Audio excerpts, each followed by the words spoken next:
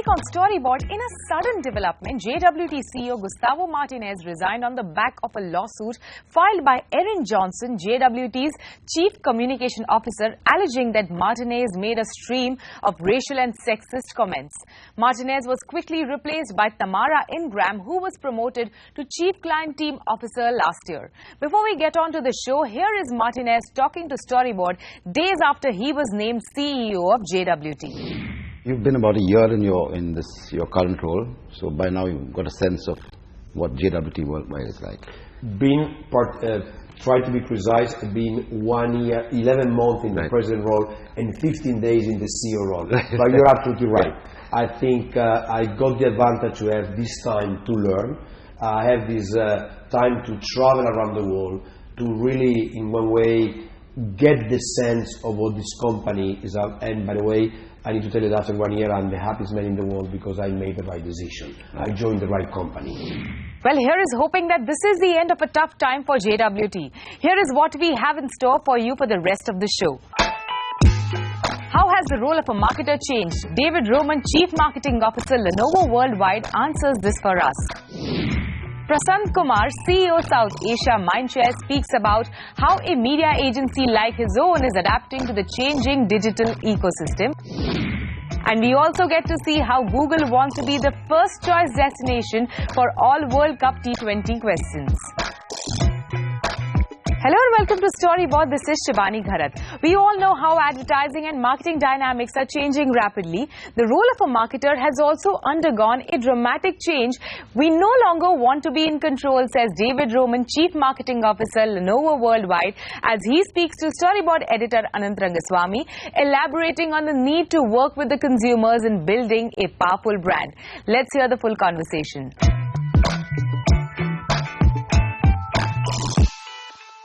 David, thank you for talking to us. Thank you. So to begin with, tell me how the job of a CMO has changed in the last 6 years since you've been with Lenovo.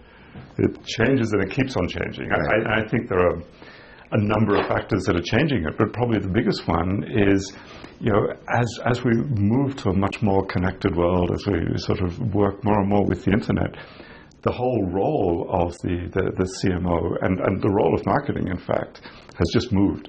I think, historically, marketing was the one that would craft the story, that would come up with what the value proposition was, and try and package that and tie that together into either advertising through the creative or whatever form, and package it as a message.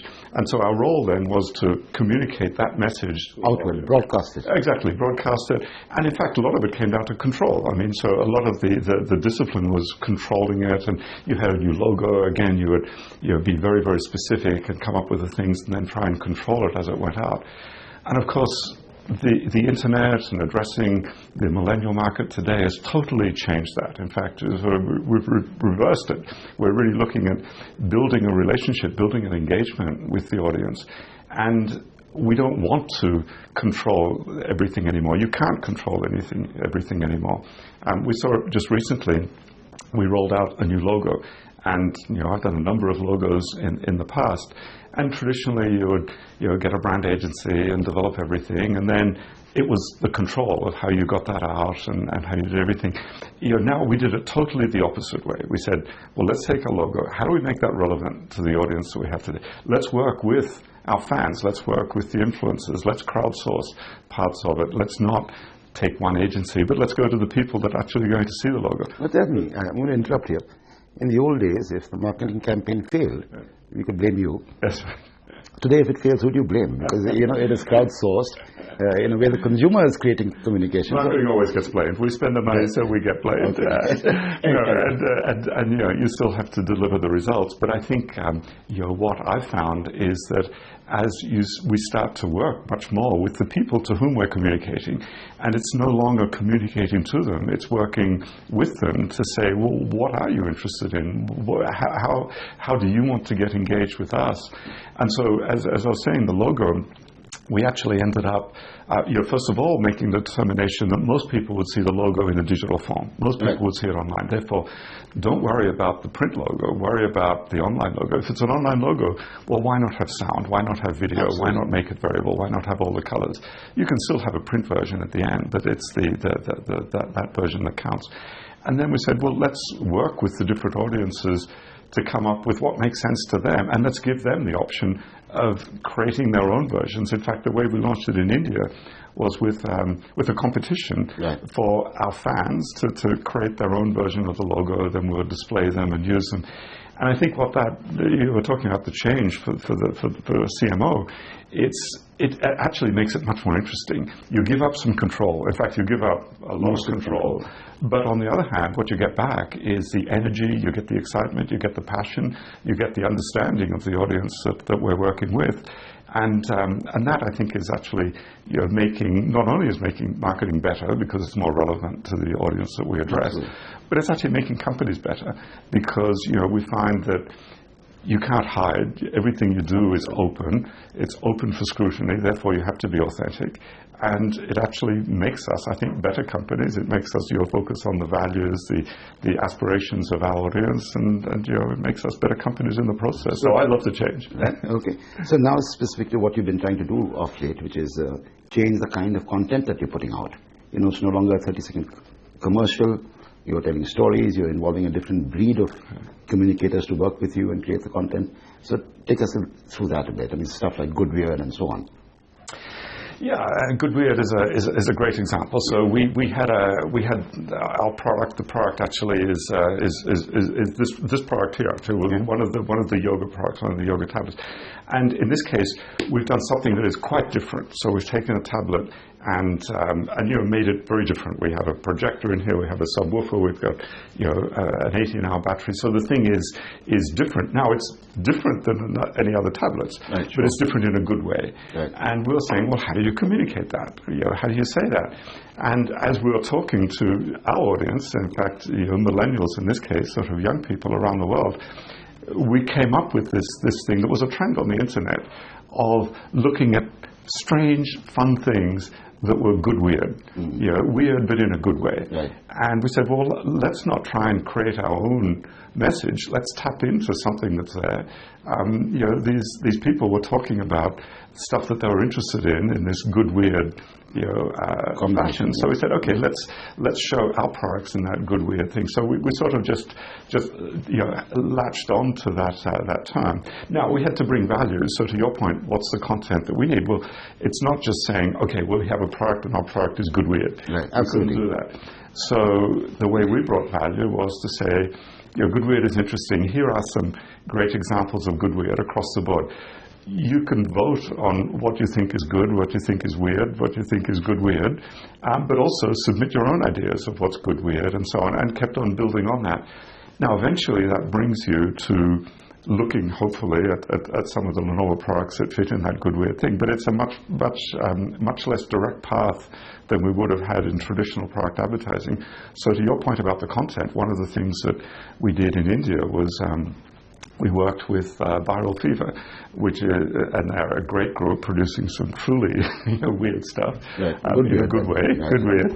And rather than try and have Lenovo go to a traditional agency and will come up with a good weird video, they will go to people that are producing this content on YouTube and say, interpret it the way you would look at this and say, how would you show our products as being good weird in that context? And of course we get a much higher viewing of them, but also interaction with that content and getting people to come to us. So very different model, but very interesting. Tell me, one of the questions that arises out of this is, how do you measure what your campaign has achieved?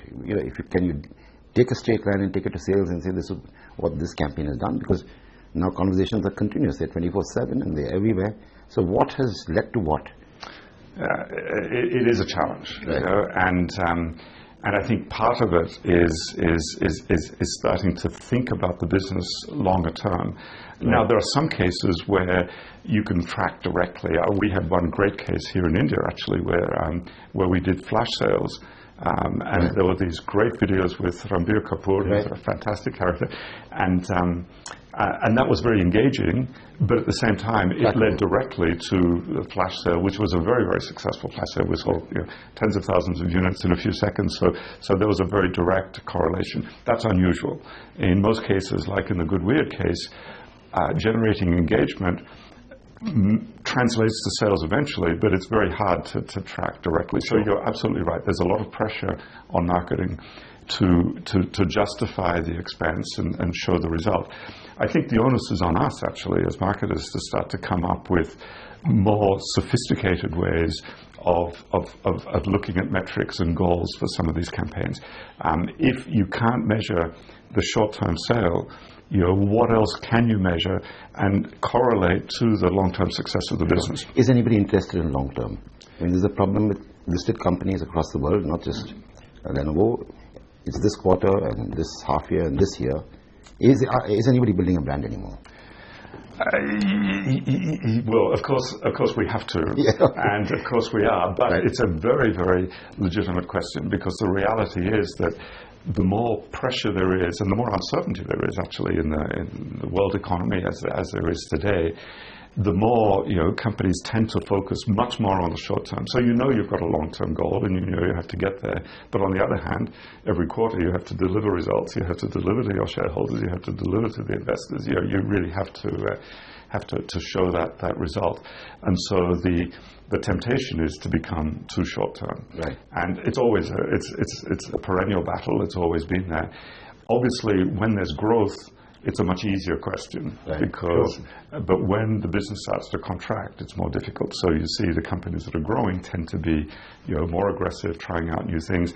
One of the benefits we have in India is that India is a rapidly growing market, tremendous economy, and all of our categories are growing, and Lenovo is actually growing faster than the market. Therefore, the appetite for change is much higher. Right. When you're in a contracting market, it is difficult. But you're right, it's a perennial challenge. But tell me, India is also becoming a market for comparison shopping, whatever the product category may be, whether it's books or holidays or airfares or tablets. So what is the role of building the brand over there? Everybody's just going and looking at a table and say, this is the one I want. Looking at a price column. Well, in our category, where you're looking at technology, obviously people are looking at the price point, but there's a decision up front in terms of a technology that's going to be relevant to you, especially a smartphone, you carry that around every day, a tablet you're using all the time, a notebook PC has to reflect you. And so the value of the brand there is very high. Right. And we see people really thinking of themselves sort of in terms of the products that they're using as well, so they are vested in that brand. So I think the brand role is crucial. Right. Now, at the same time, people are sensitive to price, obviously, and it's easy to shop around for price. So we have to address both. Right. But I think the value of the brand, if anything, becomes even greater. Right. So again, one of the big sort of double-edged swords right now, if you will, is social media, where brands can gain tremendously in milliseconds and they can get damaged very badly in milliseconds. So tell me, that requires a lot of empowerment down the line for people to be able to react in remote corners of the world. How do you deal with social media and how your team deals with it? It's a big change for companies, and we've certainly experienced that very, very directly. So we've had some problems. Things always will happen with a product recall or something like that. And as you say, in social media, the expectation is that the company responds immediately. And yet, historically, all companies have their own crisis management process. You go through legal, you go through PR, you go through all of this. And that just doesn't work in social media. And you're right. The only way to do it is to have enough of an idea of what we can say, what we can't say, but ultimately it's to empower the people who are communicating and doing that directly. And quite frankly, in some cases, it's taking a risk that we would not have taken before. And but when you see the advantages and disadvantages, I think we're learning how to do it. And I think as all companies, we're learning how to open up. We certainly now react much, much faster than we ever reacted before. And we've empowered more people to make those decisions than we ever made before. But it is a big change. Yeah, perfect. Anyway, lovely talking to you, and hope to see you again in India. Thank you very much. I enjoyed it.